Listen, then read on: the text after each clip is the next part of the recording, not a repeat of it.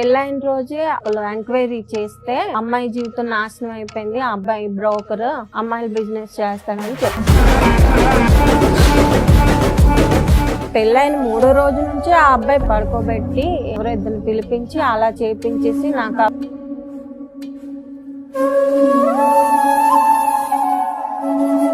అత్త వాళ్ళకైతే చెప్పాలి. చెప్పాను మేడం. ఏమంది ఆవిడ? ఇప్పుడే కదమ్మా డబ్బులు సంపాదించుకోవాలని అన్నది. అదేం చిన్న విషయం కాదు నాన్న. మాక్సిమం క్రైమ్ లో హైయెస్ట్ క్రైమ్ నువ్వు చెప్తున్నది. ఇలా ఎందుకు కొట్టాడు? వర్క్కి వెళ్ళలేదని సార్. ఇంతనా? కస్టమర్ల దగ్గరికి వెళ్ళడం స్టార్ట్ చేసావా నువ్వు? వెళ్ళాను మేడం.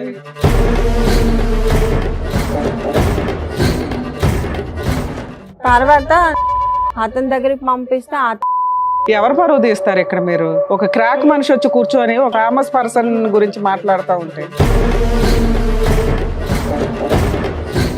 నువ్వు చెప్తున్న లిస్ట్కి మాకే కోపం వస్తుంది. వాళ్ళు దొరికితే వెళ్ళి కొట్టేసి రావాలని పోలీసులకు తెలీదా? అట్లాంటి కేసులు వదిలేస్తారు అనుకుంటున్నావా?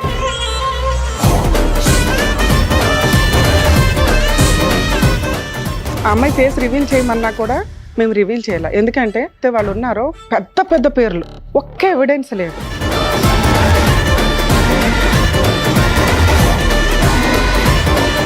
నమస్తే, సుమన్ టీవీ సమర్పిస్తున్న పద్మవ్యూహం కార్యక్రమానికి స్వాగతం.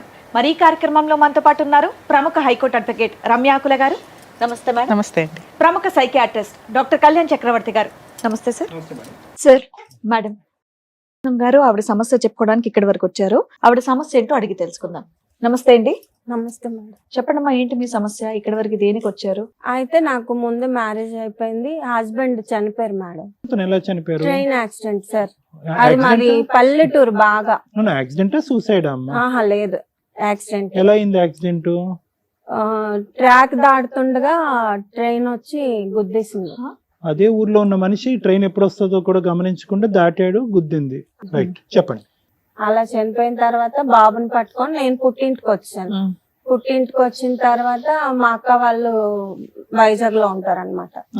కొన్ని సంవత్సరాలు పుట్టింట్లో ఉండి తర్వాత మా అక్కల ఇంటికి వెళ్ళి నేను ఖాళీగా ఎందుకు ఉండడం, ఏదో ఒక వర్క్ చేసుకుందాం అని చెప్పి వైజాగ్ వస్తే మా అక్క పని చూసింది మేడం. అందులో 3,000కి జాయిన్ అయ్యాను.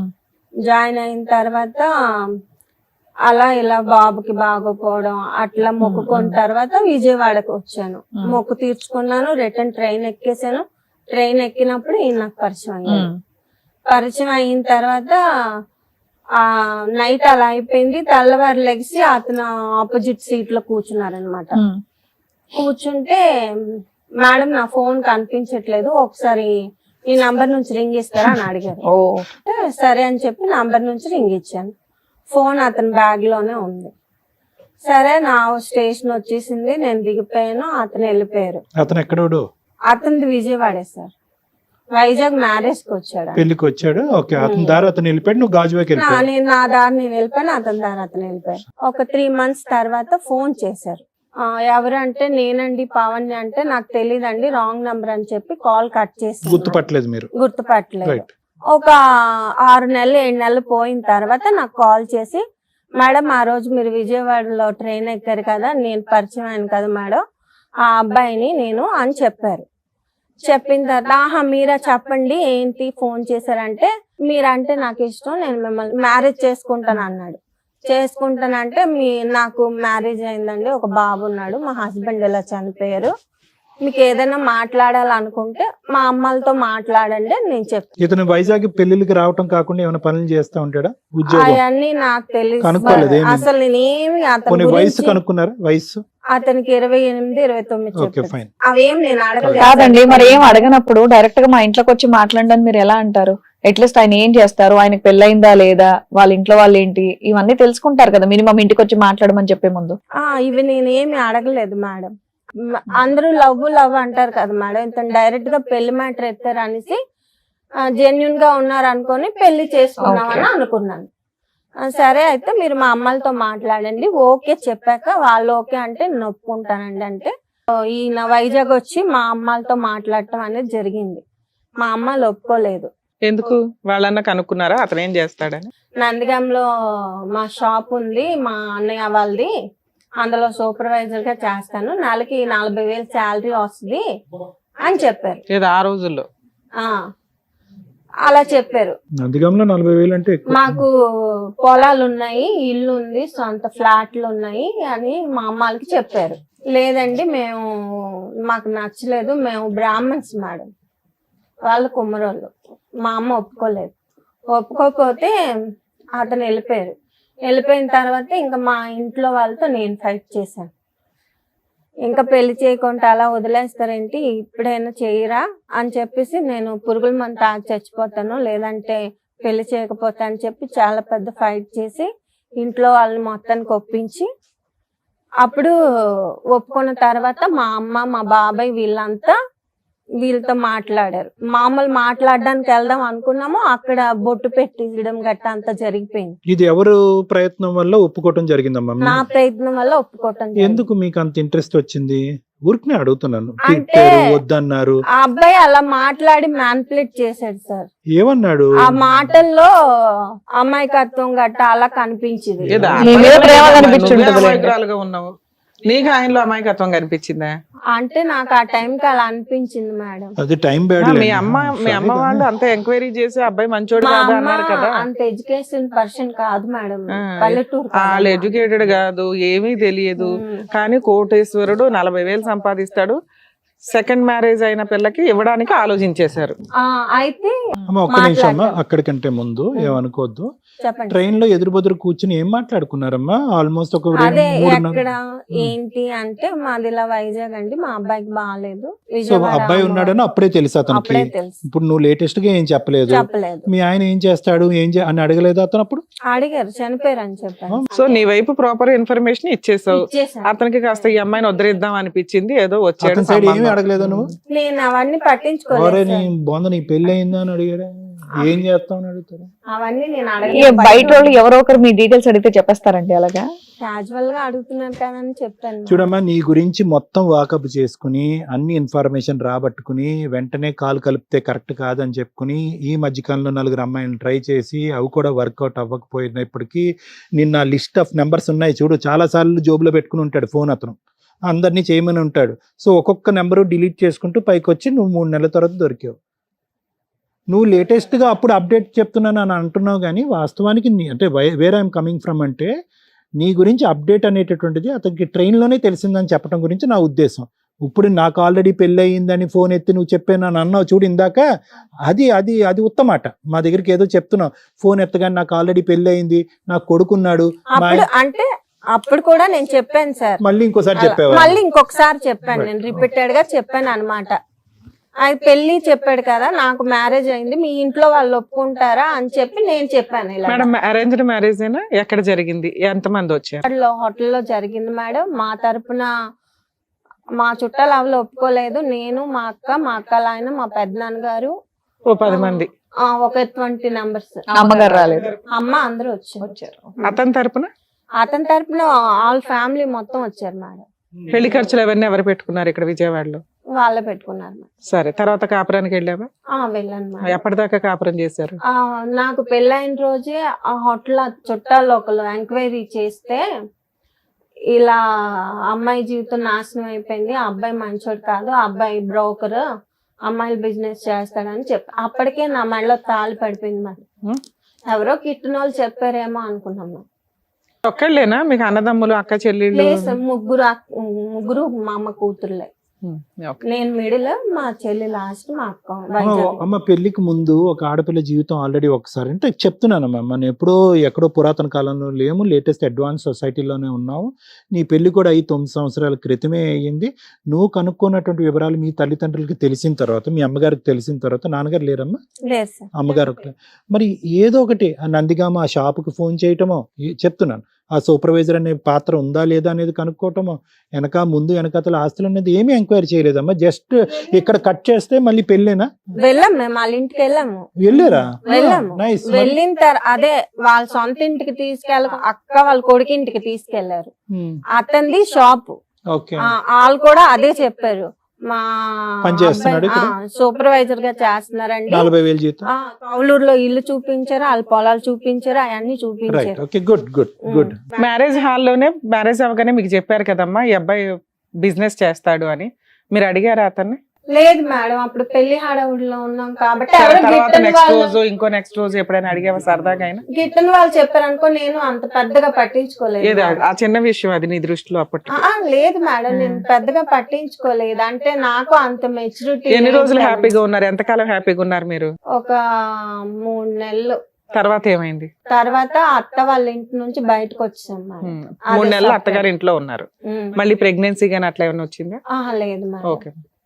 అయితే మేము బయటకు వచ్చి అపార్ట్మెంట్ రెంట్ తీసుకుంటే మా అమ్మగారు సామాన్లు అన్ని కొనుక్కోవడానికి. అత్తగారింట్లో ఉన్నారు, బయటికి ఎందుకు వచ్చారు? నేను అక్కడే ఉందాము, సొంత ఇల్లు ఎందుకు ఎక్కడికి వెళ్ళి రెంట్ కట్టుకోవడం అని అంటే, అప్పటికి వాళ్ళ అమ్మకి చిన్న సాంబార్ విషయం తక్కువ అయిందని కూడా ఈదులో పెట్టేశారు సార్. అప్పటికే గొడవ అయింది. నేను పెళ్ళైన 3వ రోజు నుంచి ఆ అబ్బాయి పెద్దగా అరవడం, వాళ్ళ అమ్మని కొట్టడం, ఈదులోకి లాగడం, వాళ్ళ అన్నయ్య అబ్బాయి మధ్యలో గొడవలు జరగడం. నీ మీదకి ఏం రాలేదు కానీ వాళ్ళ అమ్మ మీదకి అయితే వెళ్ళాడు. ఈ 3 నెలల్లో నీ మీద ఏం లేదు? నా మీదకి ఏం రాలేదు. ఉద్యోగానికి వెళ్ళేవాడు 3 నెలలు? ఇంట్లోనే ఉన్నాడు సార్. అదేంటి మీరు పనికి వెళ్ళట్లేదు, అక్కడికి వెళ్ళట్లేదు, షాపింగ్కి వెళ్ళాలి కదా వెళ్ళట్లేదు అనేసి అంటే, ఏం లేదు సార్, అసలు ఇంట్లో కూర్చొని ఫోన్ పట్టుకొని చూడటం, లేదంటే ఏమైనా తినటం, లేకపోతే టీవీ చూడటం. మళ్ళీ ఇల్లు గడవటానికి డబ్బులమ్మా? మా అత్త వాళ్ళకి పొలం ఉంది సార్, వాళ్ళు బియ్యం వేస్తారు, ఈవిడే మొత్తం మెయింటెనెన్స్ అంతా. ఇతను తిని పడుకోవటం ఇంట్లో, ఇంకేం లేదు ఇతని పని? ఏం లేదు. ఉద్యోగం అంతా గ్యాస్. అక్కడికి అది అయిపోయిన తర్వాత మేము వచ్చాము. ఇల్లు అంతా చూసుకున్నాం. మా అమ్మగారు అమౌంట్ వేస్తే ఒక 2 లక్షలు మొత్తం సామాన్లు అన్ని కొనుక్కొని. మీ అమ్మగారి దగ్గర 2 లక్షలు ఉన్నాయా వేయడానికి? రోజులు గడుస్తున్నాయి, నెలలు గడుస్తున్నాయి, ఫోన్లు వస్తే మాట్లాడుతున్నాడు, ఇచ్చేస్తున్నాడు తప్ప ఎక్కడ అస్సలు ఇల్లు కదలట్లేదు. సో దీన్ని బట్టి ఆ బ్రోకర్ బిజినెస్ కూడా లేనట్టేగా? అది ఉంటే కనుక దాన్ని బట్టి బిజీగా లేదు సార్, ఫోన్ లో మొత్తం జరిగిపోతుంది అంతా. అంటే నాకు డౌట్ రాకుండా మెయింటెనెన్స్ చేసుకొని వచ్చారు. అయితే ఒక రోజు నేను ఫోన్ ఎత్తడం జరిగింది. అమ్మాయిలు ఉన్నారా, రేట్ ఎంత, ఇవన్నీ మాట్లాడుతున్నారు. సరే మీరు ఎవరనుకొని ఎవరికి ఫోన్ చేసారో ఎవరితో మాట్లాడుతున్నారో, నేను ఆ రోజు చాలా పెద్ద గొడవ ఆడాను మేడం. నీకెందుకు అని చెప్పి చాలా పెద్ద గొడవ చేసి నాకు ఇక్కడ కండ మీద ఇంత ముక్క పీకేశాడు. మొత్తం ఆ ఫ్యామిలీ అందరికి వీడియో కాల్ చేసి చూపించాను. అయితే కండ పీకేశాడు. మీ అబ్బాయి ఏదో తప్పు చేస్తున్నాడండి అని చెప్పేసి. మా అమ్మాయిలకి చేస్తే పెళ్ళి 6 నెలలు కాలేదు, ఏంటి గొడవలు అని చెప్పేసి తిట్టారు. అసలు మ్యాటర్ నేను మా అమ్మల దాకా చెప్పలేదు సార్. మామూలుగా ఇలా గొడవ అయిందమ్మా, ఇలా మొక్క పీకేశాడు అని చెప్పాను. అయితే కుక్క అమ్మా? లేదు సార్, అసలు స్నానం చేయడు, బ్రష్ చేయడు, అసలు నీట్నెస్ అనేది లేదు. మొక్క పీకేసిన వీడియోలు ఏమైనా ఉన్నాయా, ఫోటోలు గానీ? కొట్టిన డబ్బులు ఉన్నాయి మేడం. ఆ ఫోన్ మొత్తం పగలు కొట్టేసాడు, అవేం లేవు. అందరికి వీడియో కాల్ చేస్తే అందరూ ఏమన్నారు? తిట్టారు, ఈ అబ్బాయిని తిట్టారు. అయితే ఇదంతా అయిపోయిన తర్వాత మేడం ఇప్పుడు మీతో పాటు మీ అబ్బాయి కూడా ఉంటాడా? లేదు సార్, ముందే వాళ్ళ ఫ్యామిలీకి చెప్పాం మేము. మా అబ్బాయి మా అమ్మగారు దత్తత చేసుకున్నారు, మా అబ్బాయి బాధ్యత మీకు లేదు, మా అబ్బాయిని మేమే చూసుకుంటాము అని ముందే చెప్పారు. దత్తత చేసుకున్నారమ్మా? అడాప్ట్ చేసుకున్నారా అఫీషియల్ గా? ఎవరు, మీ అమ్మగారు? అవును సార్. సరే నా అత్తగారి ఇంటికి వెళ్ళిన తర్వాత అసలు ఎప్పటిదాకా కలుస్తున్నారు మీరు మీ హస్బెండ్? 5 years కలుసున్నాము, విడిపోయి 5 years. ఆ 5 years లో ఏం జరిగిందో కొంచెం బ్రీఫ్ గా చెప్పండి. నాకు కొంచెం ఆస్మా ప్రాబ్లం ఉంది. టాబ్లెట్స్ అవన్నీ ఇచ్చి, ఏవో మత్తు టానిక్లు అవన్నీ ఇచ్చి నన్ను పడుకోబెట్టి ఎవరో ఇద్దరిని పిలిపించి అలా చేపించేసి నాకు ఆ వీడియో మొత్తం తీసి చూపించాడు మేడం. మీకు తెలియకుండా ఇలా చేసాడు? అవును మేడం. చెయ్యి కొరికేస్తేనే వెళ్ళి తోలు తీసేసావు మీ అత్తగారి దగ్గరికి వెళ్ళి పరువు తీసి.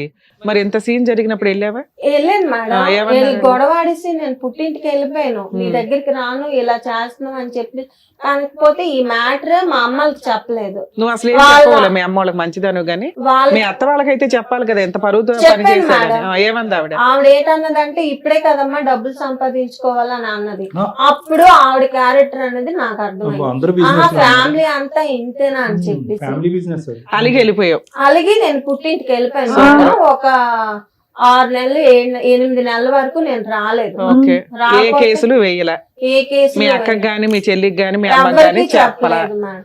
ఎందుకంటే పెళ్ళయి సంవత్సరం కూడా నిండలేదు. కానీ బొంద మా అక్క ఏం మాట్లాడుతున్నావు నువ్వు? మా అక్క ఎవరో మత్తు మంది ఇచ్చి మీ ఆయన ఇద్దరు వచ్చి రేప్ చేసిపోతే పెళ్ళై సంవత్సరమే అయింది, ఈ విషయం బయట పెడితే ఏం బాగుంటదని కూర్చున్నావా? అవును మేడం, మా అక్క నీకేమైనా జీవితం క్రాక్ బాలేదు. ఉందా? మా అక్క జీవితం బాగాలేదు మేడం. మా చెల్లి జీవితం అంతంత మాత్రం. మొన్నే పెళ్లి చేసాము, అంత కట్నం ఇచ్చాము, అందరినీ వద్దనుకొని పెళ్లి చేసాము. ఇప్పుడు మళ్ళీ మొగుడు దగ్గర సంవత్సరం లేకుండా అదేం చిన్న వచ్చేసిందంటే విషయం కాదు నాన్న. మాక్సిమం క్రైమ్ లో హైయెస్ట్ క్రైమ్ నువ్వు చెప్తున్నది. చిన్న విషయం లాగా చెప్తున్నావేంటి? సరే ఓకే, తర్వాత పోనీ అప్పుడైనా వదిలేసావా? వాడిని వదలలేదా? లేదు మేడం, మళ్ళీ ఏమో అప్పుడైనా మీరేం చిన్నపిల్ల కాదు కదమ్మా. 13 ఏళ్ళకో 14 ఏళ్ళకో అలా చేశానంటే నాకు తెలియదంటే ఏమో నమ్ముతాం కానీ అప్పటికి మీకు 25 ఏళ్ళు. ఎవరికి చెప్పాలి? మళ్ళీ వచ్చిందంట కాపురానికి.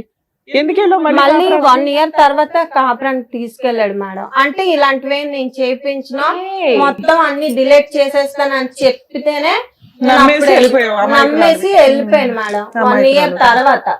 ఓకే అమ్మా, 1 ఇయర్ తర్వాత అయితే అదంతా డిలీట్ నీ దృష్టిలో.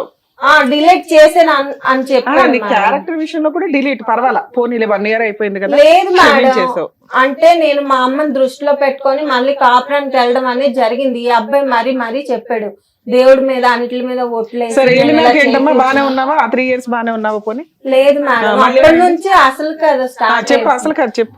నన్ను ఊరికే కొట్టడం, కస్టమర్ల దగ్గరికి వెళ్ళకపోతే టార్చర్ పెట్టడం, అతనికి నచ్చినట్టు రెడీ అయ్యడం, అన్ని అతనికి కస్టమర్ల దగ్గరికి వెళ్ళడం స్టార్ట్ చేసావా నువ్వు? అట్లా అలాగా వెళ్ళావా? వెళ్ళాను madam. Very good. Key issue okay, నువ్వు ఇక్కడ పరిగెట్టవలసినటువంటి అవసరం లేదు. ఎక్కడైతే పరిగెట్టాలో అక్కడ పరిగెట్టలేదు. నిన్ను ఎవరు ఒత్తిడి చేశారమ్మా? నిన్ను అంటే నీ క్యారెక్టర్ ఒకసారి మత్తుతో జరిగినటువంటి అంశానికి ఎంతో చితికిపోయి ఎంతో బాధపడిపోయి అక్క జీవితాన్ని, చెల్లి జీవితాన్ని, అమ్మ పరువుని కాపాడాలి అనే ఉద్దేశంతో వాళ్ళు వృత్తి ధర్మంగా భావించేటటువంటి వృత్తిలోకి నువ్వు ఇన్వాల్వ్ అయిపోయావా? అవును సార్. ఎందుకు? ఇప్పుడు అవును సార్ ఏమైనా అంటే? నాకు జరిగింది తెలిస్తే మా అమ్మగారు బతకరు సార్. ఇప్పుడు వాళ్ళిద్దరు జీవితాలు సరిగ్గా లేవు, నా జీవితం కూడా సరిగ్గా లేదని తెలిస్తే మా అమ్మగారు ఏటైపోతారని దాని దృష్టిలో పెట్టుకొని మళ్ళీ కాపురానికి వెళ్ళడం అమ్మ దేని జరిగింది. గురించి బాధపడతాదమ్మా? నాకున్నటువంటి ఒక సొంత కూతురు, ఎంతో అల్లారు ముద్దుగా పెంచినటువంటి కూతురు ఈ డాష్ వృత్తిలోకి వెళ్ళిపోయింది అనేటటువంటి పెద్ద అంశమా? లేదంటే నా మొగుడు ఇలా చేశాడు కాబట్టి నా జీవితం ఇలా పాడైందనే చెప్పేటటువంటి అంశం మీ అమ్మగారికి పెద్ద అంశం అవుతుందా? ఈ రెండిట్లో ఏది పెద్ద ఇష్యూ?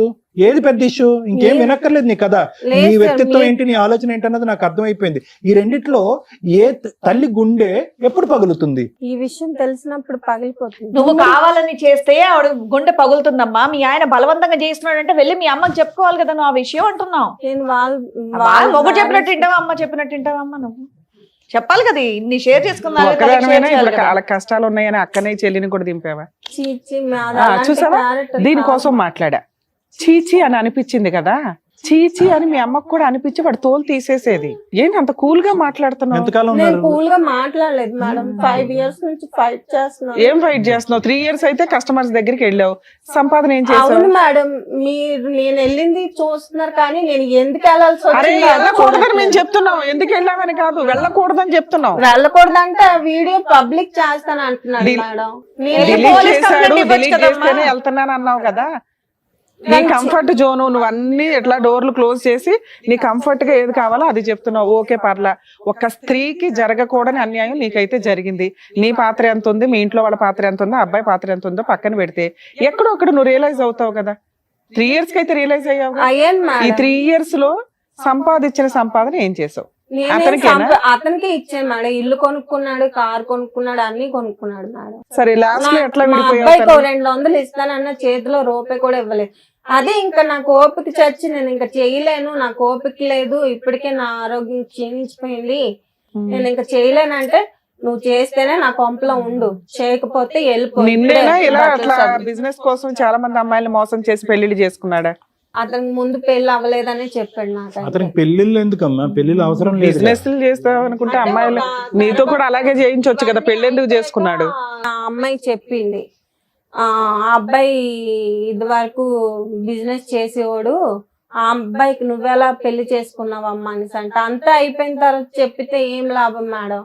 మొత్తం జరగాల్సిన నష్టం అంతా నాకు జరిగిపోయింది. అరే ముందు చెప్పారు, ఎంక్వైరీ చేసుకోవాలి, ఆ పెళ్లి రోజు చెప్పారు, తర్వాత 3 నెలలు నీ లైఫ్ బాగానే ఉంది. ముందు కాదమ్మా, 3 నెలలు అప్పుడే ముందు కదా 6 enquiry నెలల వరకు చేసుకోవాలా? బానే ఉంది మేడం. అత్తయ్య వాళ్ళ ఇంట్లో ఉన్నప్పుడు బానే ఉంది, బయట 3 నెలల తర్వాత బానే ఉంది. అక్కడ నుంచి నాకు ప్రాబ్లమ్స్ అనేవి స్టార్ట్ సరే నువ్వు తప్పించుకొని బయటకు వచ్చేసావు, ఊరుకున్నాడా? మంచి కస్టమర్ వెళ్ళిపోయినట్టే లెక్క కదా ఆయనకి, ఊరుకున్నాడా? లేదు మేడం. తర్వాత అతని దగ్గరికి పంపిస్తే అతనితో నేను గొడవ అదే లాస్ట్ గొడవ మాకు. అతను నన్ను కొట్టి టార్చర్ పెట్టాడు. ఆ వీడియో కూడా నా దగ్గర ఉంది మేడం. అది ఆయన మొత్తం నా ఫోన్ ఆ రోజు లాక్కొని కిందకేసి చెత్త కొట్టి అది ఎరగలేదని సుత్తితో పెట్టి మరి కొట్టి ముక్కలు చేసి నా ప్రూఫ్స్ ప్రతి ఉండి మేడం. ఇప్పుడు లేవు. మొత్తం ఇప్పుడు ఏ ప్రూఫ్స్ కూడా అతని నీతో మీద పాటు exhaust ఇంకెవరన్నా లేవు. వచ్చారా? లేదు మేడం. నువ్వు మా ఒక్కదానివే తమ్ముడు వచ్చావా? వచ్చాడు. ఒక్క నిమిషం సొంత అమ్మా, తమ్ముడా? మళ్ళీ చెప్తున్నా. అంటే మా చిన్నప్పటి నుంచి ఎదురు ఒక్క నిమిషం, మీ పేరు ఎవరు పరువు తీస్తారు ఇక్కడ? మీరు ఒక క్రాక్ మనిషి వచ్చి కూర్చొని ఒక No, we are not famous picking- person no, గురించి we are not picking up మాట్లాడతాం. any names. I'm just asking for the list of people that she's involved. అమ్మ, ఇలాంటి పెద్ద మనుషుల్లో ఎవరి పేర్లు తీయట్లేదు, ఆ మాత్రం కామన్ సెన్స్ మనకు ఎవరి పేర్లు తీయట్లేదు, ఇంకా పెద్ద పెద్ద మనుషులు ఎవరన్నా ఉన్నారా నీ లిస్ట్ లో? లేరు సార్. ఇతను ఒక్కడే, ఉన్నదే చెప్పాను. అతను ఒక్కడే. అతను ఒకటి. సో ఇవన్నీ కూడా నీకు ఎక్కడా కూడా ఏ ప్రయాణం కూడా మొత్తం ఎన్ని సంవత్సరాలు అయితే నువ్వు ఫైట్ చేసావో, ఇష్టం లేక అయిష్టతోనే వెళ్ళావు, అతను అయిష్టం. బలవంతంతో వెళ్ళావు. మీ అమ్మగారికి ఈ మాట చెప్తే కనుక అమ్మ మనసు పాడైపోద్దని చెప్పి వెళ్ళావు. ఎక్కడా కూడా ఆ డబ్బులు నీకు రావటం కానీ నువ్వు వాడుకోవటం కానీ చేయలేదు. ఏమీ జరగలేదు మేడం. నాన్న ఈ 5 years లో ఏం చేశారు మీరు? కేసులు ఏమన్నా వేసారా వేశాను కోర్టులో? మేడం. ఏమేం కేసులు వేసారు? పోలీస్ స్టేషన్ కి వెళ్ళి ఇలా బిజినెస్ చేపిస్తున్నాడు అని చెప్పేసి నన్ను కొట్టిన దెబ్బలతోనే ఆ రోజు నేను పోలీస్ స్టేషన్ కి వెళ్ళాను. పోలీస్ స్టేషన్ కి వెళ్తే ఫోన్ తీసుకొని మొత్తం చూస్తే దొరికాడు. ఓకే. దొరికిన తర్వాత ఎవరు మీ హస్బెండ్ వాళ్ళ? మా హస్బెండ్ వీళ్ళంతా దొరికేశారు. ఓకే. పోలీస్ స్టేషన్ కి వెళ్ళాక 4 దెబ్బలు కొట్టి ఆ అమ్మాయిని ఇలా చేస్తావా తప్పు కదా అని చెప్పేసి 4 కొట్టి తర్వాత కౌన్సిలింగ్ పంపించారు. కలిసి ఉంచడానికి కౌన్సిలింగ్. సార్ మేడం నేను కలిసి ఉండే ప్రసక్తి లేదు మేడం, నా జీవితం నాశనం చేస్తాడు, నా జీవితం అన్యాయం అయిపోయింది. నాన్న నువ్వు ఇంతమంది లిస్ట్ చెప్పినాక కూడా వాళ్ళు కౌన్సిలింగ్ కలిపి ఉంచాలని అతను రెడ్ హ్యాండెడ్ గా దొరికిన తర్వాత కూడా కౌన్సిలింగ్ అన్నారు మేడం. ఇక్కడ ఏం జరిగింది మేడం? నాకు న్యాయం. ఇప్పుడు మీరు అన్నారు కదా మేడం నేను క్రాక్ అని. నేను క్రాక్ కాదు మేడం. నేను క్రాక్ అని నేను అనలేదమ్మా. నీకు క్రాక్ ఇలా ఎందుకు మాట్లాడుతున్నావు? సేమ్ నేను ఇక్కడ ఇప్పుడు నాకు జరిగింది నిన్ను క్రాక్ అని డిసైడ్ చేయడానికి నేనెవరు వెళ్ళలేదు కదా. నా బాధ నేను ఇక్కడ జరిగింది నాకు తెలుసు, అవతల వాళ్ళకి ఎవరికి తెలుసు సార్. నేను ఎందుకు చేయాల్సి వచ్చింది అవతల వాళ్ళంటే ఎవరమ్మా? బయట వాళ్ళకి తెలియక సార్. నా బాధ నేను బయట వాళ్ళకి నీ గురించి ఎందుకు తెలియాలి నాన్న? మాట్లాడవలసినప్పుడు మాట్లాడలేదు, చెప్పుకోవలసిన మనుషులకి చెప్పుకోలేదు. మత్తు వచ్చినప్పుడు ఏదైతే పని చేసావో, మత్తు లేనప్పుడు కూడా 5 సంవత్సరాల పాటు ఆ పని చేసినప్పుడు 100 మంది కూడా ఇదే మాట అంటారు. ఎవరిని తప్పు పట్టక్కర్లేదు. నువ్వు అనుభవించింది మీ దగ్గర ఒక ఎవిడెన్స్ లేదు, ఒక కేసు ఎఫ్ఐఆర్ అవ్వలేదు. ఇన్ని చెప్తున్నారమ్మా. మీ హస్బెండ్ మిమ్మల్ని కొట్టినట్లు ఉంటదే తప్ప ఇప్పుడు నువ్వు చూపించేవన్నీ పోలీసులకి అంత బుద్ధి లేదు అనుకున్నావా? నువ్వు చెప్తున్న లిస్ట్ కి మాకే కోపం వస్తుంది. అరే అట్లాంటి వాళ్ళు దొరికితే వెళ్ళి కొట్టేసి రావాలని. నువ్వు వచ్చి మేడం మమ్మల్ని అర్థం చేసుకోరు ఏంటండి అని మాట్లాడుతున్నావు. పోలీసులకు తెలియదా అట్లాంటి కేసులు వదిలేస్తారు అనుకుంటున్నావా? నువ్వు లిస్ట్ చూపిస్తే ఖచ్చితంగా వాళ్ళని అరెస్ట్ చేస్తారు. మీ ఆయనతో కలిసి ఉంచాలని ఏ పోలీసులు అనుకోరు. అదే నీకు జరిగింది domestic violence. Wife and husband తగదా అన్నట్లు ట్రీట్ చేశారు వాళ్ళు. సరే ఒక అడ్వకేట్ ని పెట్టుకుని వీటి మీద సీరియస్ గా ఫైట్ చేశారా? చేశాను మేడం. కూడా అతని తరపు మాట్లాడింది. ఇలా ఎందుకు కొట్టాడు? వర్క్ కి వెళ్ళలేదని సార్. వర్క్ వెళ్ళలేదని ఇలా కొట్టాడా? ఇంతనా? ఎంత దారుణంగా ఒకసారి కొట్టారు. మొత్తం ఫోటోలు చూడండి సార్, ఇవి మొత్తం అన్ని కమిలిపోయి. ఇలా ఎన్నిసార్లు జరిగిందమ్మా? ఇంత చాలా సార్లు అంటే వెళ్ళినప్పుడల్లా ఈ వాయింపు. అలాగే ఆ డబ్బులకు భయపడి మా పుట్టింటికి వెళ్ళిపోయి అక్కడే ఒక 6 నెలలు 7 నెలలు ఉండేసి మళ్ళీ వచ్చేదాన్ని. మళ్ళీ సేమ్ రిపీట్. నేను వెళ్ళంటే అలా కొట్టాను. పెళ్లి ఫోటో సార్. అయ్యే బాబోయ్, అంతలానా కొట్టడం? సో ఈ కొట్టిన ఫోటోలు ఇవన్నీ ఇవి చాలా సందర్భాల్లో జరిగినాయి, కానీ ఒక సందర్భంలోనే నువ్వు ఫోటోలు తీసుకుని ఇందులో పెట్టావు. అంటే నేను మా అక్క వాళ్ళకి పంపడం జరిగింది సార్. నాకాడ ఫోన్ లేదు కదా అప్పుడు. అవి పంపడం జరిగింది. అయ్యే వాళ్ళ గూగుల్ ఐడి నుంచి తీసి నాకు ఇచ్చారు. కానీ ఎటు వచ్చి ఏంటంటే ఆ ఫోటోకి వీడియో కూడా ఉంది సార్ కొట్టినట్టు. ఆ రోజు కొట్టినప్పుడు వీడియో మేడం చూడండి. ఫోన్ లో కూడా మాట్లాడుతున్నాను.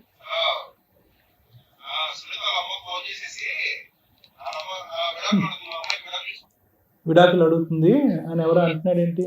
అదే సార్, ఇలా వెళ్ళలేదని చెప్పి నన్ను కొట్టాడు. నీతో పాటు ఎవరో వచ్చారు, వాళ్ళు ఎవరు? మా తమ్ముడు సార్. ఏం చెప్పాలనుకుంటా? ఫస్ట్ పెళ్ళైంది, బాబు పుట్టాడు, ఇలా సమస్య జరిగింది, మళ్ళీ పెళ్ళైందని తెలిసింది సార్. Right. తెలిసిన తర్వాత అక్కడికి వెళ్ళిన తర్వాత అక్కడ ఉండి వచ్చింది. Hmm. వచ్చిన తర్వాత ఇలానే బాధపడుతుంటే అక్క సూసైడ్ చేసుకోవడానికి అటెంప్ట్ చేసింది. చేసిన తర్వాత వాళ్ళ అబ్బాయి మాకు చెప్పాడు, ఇలా అమ్మ సూసైడ్ చేసుకుందంటే ఎందువల్ల ఏంటంటే అప్పుడు మొత్తం అన్ని అడిగితే చెప్పింది ఇలా. సరే అక్క ఏం చేద్దాం అంటే నేను అక్కడ గాజు వర్క్ సార్ నాది. మీది గాజువేకేనా? అంటే ఎప్పుడు 5 years బ్యాక్ మీకు ఇవన్నీ తెలిసినాయి? నాకు అంటే వాళ్ళ అబ్బాయి ఎప్పుడైతే సూసైడ్ చేసుకున్నా అదే ఎప్పుడు సుమారు ఎప్పుడు అది? ఎప్పుడు జరిగింది? అది ఒక 1 year అలా అవుతుంది. అంతే 1 year బ్యాక్ వీళ్ళ స్టోరీ మీకు తెలిసింది. తెలిసిన తర్వాత అబ్బాయి ఇలా చెప్తే మేము వెళ్ళిన తర్వాత జరిగింది, ఇలా సూసైడ్ ఎందుకు చేసుకున్నాం అక్క ఏటక్క అంటే. అప్పటికి విడిపోయి 4 years అవుతుంది కదా, మర్చిపోయి ఉంటది. అప్పుడు ఎందుకు చేసుకుంది సూసైడ్ ఐటమ్? అంటే అతని కోసం తిరిగి ఒక్క నిమిషం తమ్ముడు, ఒక 2 నిమిషాలు ఆగండి. సూసైడ్ ఎప్పుడు చేసుకున్నావు? అటెంప్ట్ ఎప్పుడు చేశారు? 1 year అవుతుంది సార్. 2 సార్లు చేశాను సూసైడ్ అటెంప్ట్. ఎందుకు ఇప్పుడు ఈ మధ్యకాలంలో ఎందుకు చేస్తున్నారు? 5 సంవత్సరాల నుంచి పోలీస్ స్టేషన్లు ఏంటి, దిశ కేసులు ఏంటి, మహిళా మండలి తిరిగి ఏంటి, అలసిపోయావు ఇంకా నాకు ఎక్కడ న్యాయం జరగలేదు అనిపించి నేను సూసైడ్ అటెంప్ట్ చేశాను. కదమ్మా. ఏం న్యాయం, ఏం కేసులు, ఏంటి గొడవ? అదే సార్, ఇప్పుడు ఏదైనా సరే 498 కడతాను అంటున్నారు, ఈ కేసు కట్టను అంటున్నారు. మీకు ఏం కావాలి ఇప్పుడు? ఆయన నుంచి ఏం కావాలి? ఏం ఎక్స్పెక్ట్ చేస్తున్నారు? నాకు డబ్బులు మ్యాటర్ కాదు మేడం, అతనికి నాకు నా జీవితం నేను అన్యాయం అయిపోయినందుకే అతనికి శిక్ష పడాలి. శిక్ష పడాలా లేదంటే కంపెన్సేషన్ ఇవ్వాలా ఏంటి? నాకు అర్థం Compensation- కాంపెన్సేషన్ అతనే ఇస్తాను అంటున్నారు. అంటే వీళ్ళు కట్నం కింద ఫస్ట్ పెళ్ళైనప్పుడు ఒక 5 లక్షలు, దాని తర్వాత మధ్యలో 2 లక్షలు ఆయన కారు కొనడానికి ఏదో 4 కోట్లు ఇచ్చి పెట్టారంట. అవన్నీ నేను కూడా ఫోన్ లో మాట్లాడాను సార్. అతనితో మాట్లాడితే ఏమన్నారంటే నేను ఒక 5 లక్షలు ఉన్న 1 తులం బంగారం ఇవ్వగలను, నేను అంతకన్నా ఇవ్వలేను అంటున్నాడు అతను. ఏది డైవర్స్ ఇవ్వడానికి? డైవర్స్ డైవర్స్ అడుగుతున్నారు. ఇప్పటికి 5 years నుంచి మరి మీకోసం ఇలా చేశారంట కదంటే తిరిగారు, నా అమ్మాయి స్టేషన్ లో కంప్లైంట్ ఇచ్చింది, చేశారు, చెందారు అని చెప్పారు. ఇవన్నీ మీరు ఎప్పుడైనా సిట్టింగ్ కూర్చొని మాట్లాడారా ఫోన్ లో గానీ? ఫోన్ లో బిజినెస్ చేయించావా అని అడిగారా? అవన్నీ మేము అడిగితే మీరు చూసారా, చెందారా అని అడుగుతున్నారు. సో అతనైతే ఒప్పుకోవట్లేదు ఆ వ్యాపారం అది ఈ అమ్మాయి చేత చేయించినట్టు ఒప్పుకోవట్లేదు. ఒప్పుకోలేదండి. కాకపోతే ఈవిడ మెసేజ్లు చేసేది వీళ్ళతో వాళ్ళతో మాట్లాడేది అని చెప్పేసి నాకు చెప్పాడు.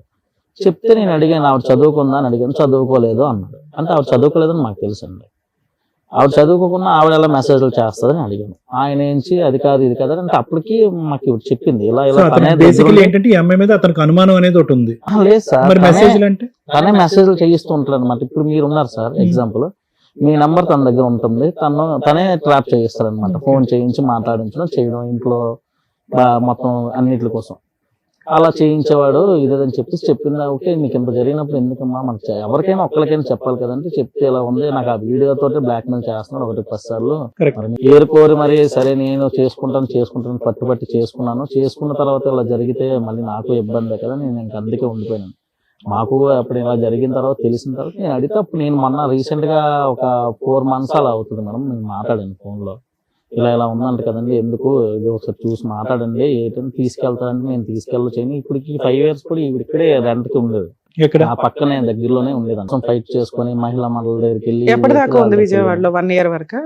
1 year వరకు విజయవాడలోనే. మరి ఇందాక అడిగితే 5 years నుంచి వాళ్ళ అక్క దగ్గర ఉంటున్నాను ఆవిడ పోషిస్తున్నారు. 1 year నుంచి 4 years వదిలేసి నువ్వు విజయవాడలో ఇండివిడువల్ గా ఉన్నావు. 5 years ఎలా ఉన్నావు? డబ్బులు ఎక్కడే? మా అమ్మ వాళ్ళు వేసారు మేడం.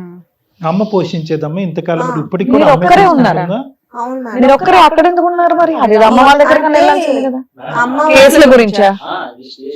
అమ్మ వాళ్ళకి అన్ని తెలిసిపోతాయి అని చెప్పేసి నాకు భయం వేసి. మీ ఆయనతో ఉన్నట్టే తెలుసా మీ అమ్మ వాళ్ళకి? లేదు మేడం, వదిలేసాను.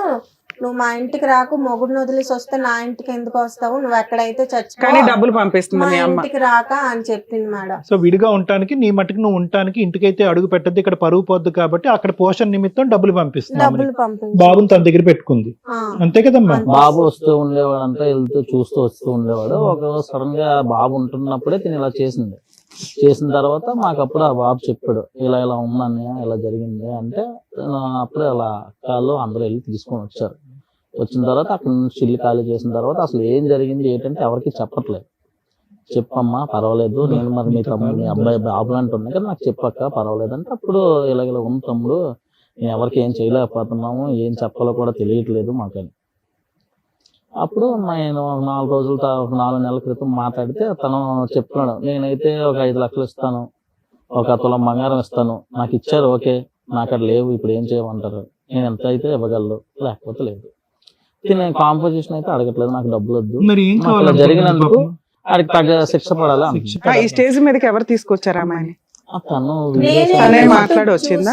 ఇక్కడ ఎవరు వాళ్ళని శిక్షిస్తారు అనుకుంటున్నారు? ఇప్పుడు మీ వీడియోస్ అన్ని చూస్తూ ఉంటే అందరికి తెలుసు కదా నాకు న్యాయం జరుగుతుంది అనే కదా. ఏ న్యాయం సార్? పోలీసుల దగ్గరికి వెళ్ళింది, అడ్వకేట్ల దగ్గరికి వెళ్ళింది, వాళ్ళు చెయ్యని న్యాయం ఈ స్టేజ్ మీద రమ్య గారు అయితే చెయ్యరు కదా. శిక్ష అంటే ఏం శిక్ష పడాలి అంటే నాకు తెలియక అడుగుతున్నాను, సారీ. నువ్వు పడినటువంటి వేదన బాధ మామూలుది కాదు. ఒక పక్క నుంచి అమ్మకి చెప్పుకోలేక భర్త ఇలాంటోడు అని చెప్పి నరకం, నువ్వు అనిపించింది నరకం, అది నాకు అర్థం అవుతుంది. ఆ పోరాటం గురించి ఈ పుట్టింటికి వెళ్ళలేక అత్తింటి దగ్గరే, అదే మీ ఆయన ఇంటి పక్కనే ఒక ఇల్లు తీసుకుని ఆ అమ్మకి ఇప్పటికీ కూడా నేను ఇక్కడే ఉండిపోతానమ్మా, నేను గెలవాలని, నార్మల్ టార్చర్ కాదమ్మా, it's very heavy hearted. But what can we do? ఏంటి శిక్ష అంటే ఏంటి? ఈ పాటికి నువ్వు చాలా పోలీస్ స్టేషన్లు, చాలా అందరి మాటలు అన్నీ విన్నావు కదా, ఏ విధంగా శిక్ష పడుతుంది ఇలాంటి వాళ్ళకి? ఏంటి శిక్ష? 498 కేసు పెడతానంటున్నారు మేడం. ఒక్క నిమిషం తమ్ముడు. 498 కేసు పెడితే నాకు న్యాయం ఎక్కడ అవును, దానికి జరుగుతుంది? ఇలా మించిన ఇల్లు శిక్ష, అలా వచ్చేస్తారు కదా దానికి మించిన మేడం. శిక్ష ఏంటి? ఆడిని నరికేసే శిక్ష ఏంటి? ఆడిని నరికేసే శిక్ష ఏమైనా ఉందా? ఇలా చేసినందుకు దానికి తగ్గ వేరే సెక్షన్లు ఉంటాయి కదా అని See, the అడుగుతుంది thing కూడా. is, ఒకటే, నీ బాధ, ఆవేదన, నీ కోపము, నువ్వు ఎంత రగిలిపోతున్నావు, ఎన్ని సంవత్సరాలు బట్టి రగిలిపోతున్నావు. ఎందుకంటే ఇలాంటి అంశాల గురించి బహుశా ఒక స్త్రీ ఎక్కడో చోట విసిగి వేసారిపోయి ఈ అమ్మాయి వాడు కల్మకాడు పోతాడని చెప్పి వదిలేస్తాడు.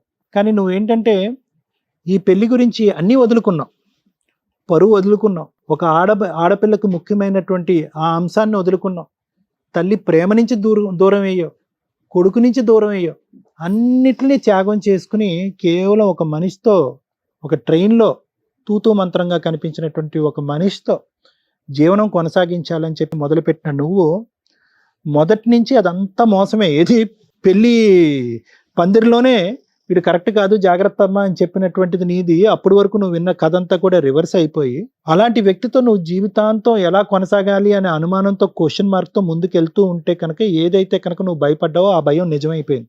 ఓకే, కానీ ఇక్కడ ఉన్న విచిత్రం ఏంటంటే కనుక మేము కూడా రేర్గా, నేను ఓకే మేడం వాళ్ళ సంగతి నాకు తెలియదు, నేను కూడా ఇటువంటి రేరెస్ట్ ఆఫ్ రేర్ సిచ్యువేషన్ నేను చూడలేదమ్మా. నీ వైపు అసలు వేలెత్తి చూపెట్టే ధైర్యం ఎవరికీ ఉండకూడదు, చూపెట్టకూడదు కూడా. ఎందుకంటే కనుక నువ్వు ఎందుకు ఇక్కడ పని లేక కూర్చున్నావా? డబ్బుల గురించి కూర్చున్నావా? ఎంత ఇస్తాడు మా ఆయన? 3 కాదు 4 ఇవ్వాలి, 4 కాదు 5 కావాలి, 5 కావాలి, 10 గురించి, బేరాల గురించి కాదుగా. నీ మనసులో రగిలిపోతున్న ఆవేదన, వేదన ఏదైతే ఉందో, సపోర్ట్ సిస్టమ్ లేనటువంటి ఒక ఆడపిల్ల ఇక్కడ వచ్చి కూర్చుంది. చాలా ఈజీగా ఇప్పుడు మనం అనొచ్చు, ఓకే ఎస్, వెనక ముందు చూసుకోకుండా వాడెవడు, వాడి కెరీర్ ఏంటి, వాడు ఏంటి అనేది కనుక్కోకుండా ఎలాగమ్మా అంత గుడ్డిగా వెళ్ళిపోయి ఎలా పెళ్లి చేసుకో అని చెప్పి రెట్రోస్పెక్ట్గా మనం అడగవలసినటువంటి. ఇందాక నుంచి నేను చూస్తుంటే నాకు బాధ జాలే వస్తుంది. అరే ఎందుకు కొద్దిగా కనుక్కుని ఉంటే కనుక జీవితం ఇంకొద్ది బాగుండేదేమో అనేటటువంటి ఆలోచన కూడా వస్తుంది. దానికి మించి అసలు కోపం రావట్లే. ఇన్ఫ్యాక్ట్ నువ్వు ఎందుకు ఇంత కోపపడుతున్నావు అనేది అర్థమైంది. ఎందుకంటే ఇలాంటిది ఒకసారి మత్తిచ్చి ఇలా చేయగానే వాడు పీకి ప్యాకెట్ ఆడి ఉండేవారు. అమ్మకి చెప్పో, లేదంటే ఇలాంటి పెద్ద మనుషులు ఇలాంటి కుర్రోళ్ళని తీసుకొచ్చి దబదబా అని కొట్టుండేవారు. కానీ నువ్వేం చేసావంటే కనుక అమ్మ పరువు పోకూడదు, అక్క జీవితం నాశనం అవ్వకూడదు, చెల్లి జీవితం నాశనం అవ్వకూడదు. కాబట్టి ఏదో విధంగా ఈ రోజు కాకపోతే రేపైనా మొగుడు అనేవాడు మారుతాడు కదా, దయదలుస్తాడు కదా, అలవాట్లు మార్చుకుంటాడు కదా అనేటటువంటి ఒక్క ఆశతో నువ్వు వెనక్కి వెళ్ళావు. వెనక్కి వెళ్ళిన తర్వాత నీకేం కొత్తగా ప్రపంచం ఏం కనిపించలేదు. వాడు ఏదైతే అన్నాడు, సంతకాలు పెట్టిస్తాను, ఇది మానేస్తాను, అది తీసేస్తాను అంది, అదంతా గ్యాస్ అని నీకు ముందే తెలుసు. వెనక్కి వెళ్ళావు. వెనక్కి వెళ్ళిన తర్వాత ఏం మారింది? ఏం మారలేదు.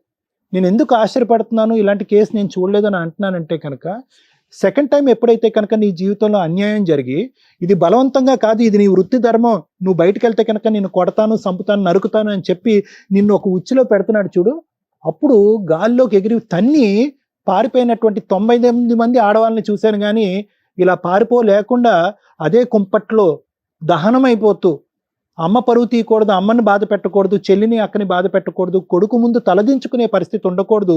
నాకంటూ కూడా ఒక పెళ్లి జరిగితే కనుక, అది కూడా తెలిసి తెలియక ఆ పెళ్లి జరిగితే కనుక రెండో పెళ్లిలోంచి నేను పారిపోవటం కరెక్ట్ కాదు అని చెప్పి అక్కడే పడున్నావు చూడు, అది నేను ఎక్కడ చూడనటువంటి ఒక అంశం.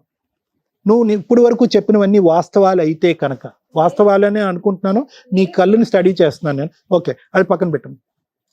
ఎక్కడ తప్పు జరిగిందమ్మా?